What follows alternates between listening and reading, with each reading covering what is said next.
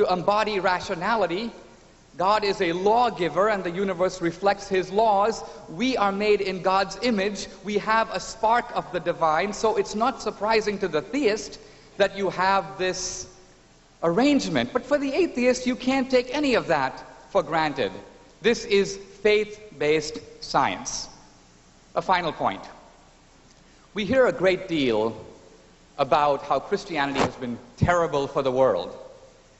The truth of it is, if you look at the casualties of Christianity, the Inquisition, the Crusades, the Salem witch trials. I read a book on the Salem witch trials. I had been educated to believe the Salem witch trials had killed thousands, or at the very least hundreds of people. I discovered that at the Salem witch trials, the number of people executed was, in fact, 18. The Inquisition, if you read Henry Kamin's book, the most authoritative study of the Inquisition, the Spanish Inquisition, over 300 years, killed 2,000 people.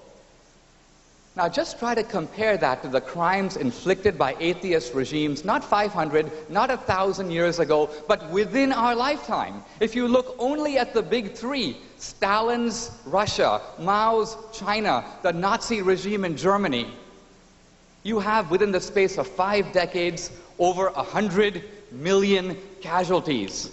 So atheism, not religion, is responsible for the mass murders of history. I want to end by saying that I think Christianity has done a lot for the world. The world would be a lot worse if we didn't have it. I think even Christopher Hitchens, by the end of today, should be chanting, if only under his breath, "Thank God for Christianity."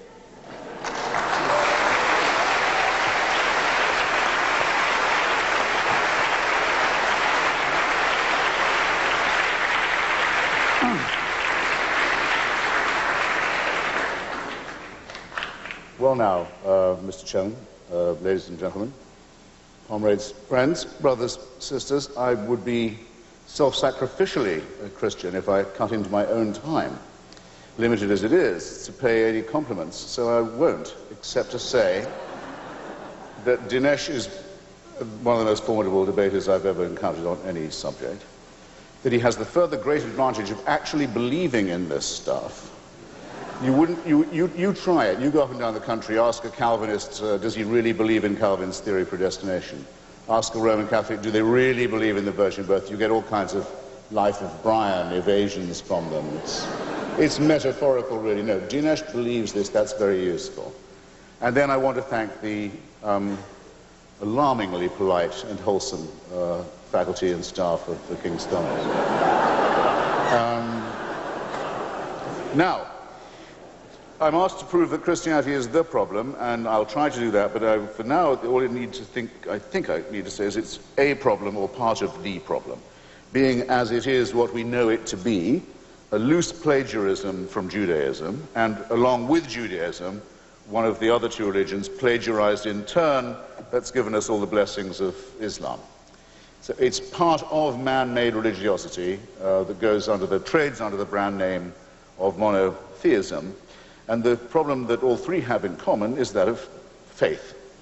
Faith, in other words, that a man-made religion can actually keep a promise of salvation, not just in this life and the next. Dinesh, you'll notice, was careful to say, well, certain social ameliorations can be written down to Christianity. He didn't claim that it was a salvation in this life or the next, just that some of its adherents have occasionally taken liberal stances. Well, I think he'll find he has a higher standard of proof in front of an audience like this. That's the first belief that faith involves. And second, the belief that faith is in itself a virtue, transcending reason and dispensing, conveniently enough, with the need for evidence. Now, it's my proposition straight out and straightforwardly that what we think of as our morality, as our ethics, comes from human solidarity and predates all forms of monotheism. Don't let it be said in your hearing, ladies and gentlemen, any of you who have any self-respect, that, we know the story to be fiction of the Exodus and the wandering and the encounter in Sinai. We know that really to be a metaphor, but taking it to be true that my mother's ancestors wandered all that time under the belief that perjury and murder and theft were okay, only to eventually bump into Mount Sinai and receive the news it wasn't kosher after all. We have to have more respect for ourselves than that. Any human society that had believed those things wouldn't have got that far. I think it's pretty safe to say. Christianity, in other words, is masochistic as well as partly sadistic. It attacks us in our deepest integrity. It says that you and I wouldn't know a right action, wouldn't be able to derive it, or a right thought without the permission of a celestial dictatorship that guards us while we sleep, that can convict us of thought crime, that supervises our every waking moment, that is in fact the origin of totalitarianism in the obeisances that it demands of us, and that will continue to judge us and persecute us and supervise us even after we were dead. This, in my view, as well as being utterly untrue, utterly falsified by fearful human beings, is something that it is very fortunate we possess no evidence for. How horrible it would be if we were condemned to live in this posture of gratitude, permanent gratitude, to an unalterable dictatorship in whose installation we had had no say. And let me add, the worst of that would be if that dictatorship was benign. That would be the thing that would make it insufferable. Some of us refuse it, and we do so on what we confidently say are moral grounds, as well as the ground that the story is a fairy tale, made up by fallible and opportunistic human beings. Why else would I say, in the time I've got left, that Christianity is, as well as untrue, immoral? Well, it offers something horrible: vicarious redemption. You're told that by applauding a human sacrifice, a particularly cruel and revolting one, that took place before you were born, to fulfill a prophecy in which you had no say, condemns you either to punishment and sin if you don't accept it, or, if you do accept it, offers you the chance that your own sins can be forgiven you. Well, everything is wrong with this picture. First, as with the original proposition of a deity, it requires of you compulsory love as well as compulsory fear. You have to simultaneously love someone, you're commanded to love them, and be frightened of them at the same time. This is no way to teach morals. Second, you're told not that you might get a second chance, but or that your debts can be paid. I can pay your debts if I care enough for you. I could serve your time in prison if I wished. But I can't forgive you the sin. I can't absolve you of the responsibility for what you've already done. I can't wash you white as snow. And the desire to be washed in that way and to be free of responsibility is itself an immoral one and should be rejected by anyone with any, I'll repeat the term, with any self-respect. So the vicarious redemption by human sacrifice is an immoral preachment with very immoral implications, as is compulsory love coupled with compulsory fear. The idea that the laws of nature can be suspended in your favor if you make the right propitiations is a lie. Dinesh points out what a lie it is. Einstein says how marvelous it is. The great thing about the universe is its laws never are suspended. They are never suspended. They do operate according to a beauty, a logic, and a symmetry that we don't quite yet understand. We're getting to understand them better. Dinesh points it out rather intelligently to you. What does Christianity say?